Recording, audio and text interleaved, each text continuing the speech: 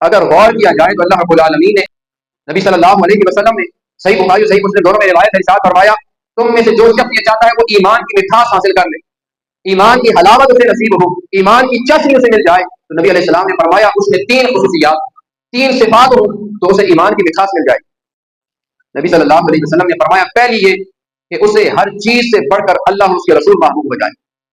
ہر چیز سے بڑھ کر اسے اللہ اور اس کے رسول سے محبت ہونے عزیز رکھتا ہو تو اسے اللہ رب العالمین ایمان کی مٹھاس نصیب فرمائے۔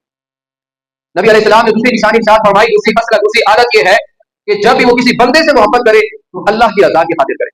اسے کوئی تکلیف دے کوئی اذیت دے اللہ کی رضا کی خاطر معاف کر دے، اللہ کی رضا کی خاطر اسے محبت رکھے تو اللہ رب العالمین اسے ایمان کی مٹھاس نصیب کرے۔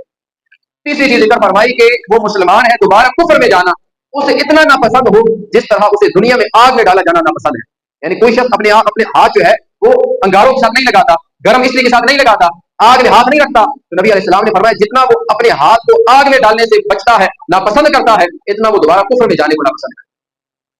نبی علیہ السلام نے فرمایا کہ جس سے اپنی تین عادتیں پائی جائیں گی اصل ایمان کی مٹھاس سے نصیب ہو جائے۔ اگر ہمارے اندر ایمان کی کمزوری ہے تو اس کی اصل وجہ یہی ہے، آج ہمارا ایمان کمزور ہے تو اس کی وجہ بھی یہی ہے کہ ہم نے اللہ اور اس کے رسول کو وہ اہمیت دینا چھوڑ دی جو اللہ اور اس کے رسول نے ہم سے مطالبہ کیا ہے کہ ہم اللہ اور اس کے رسول کو اہمیت دیں۔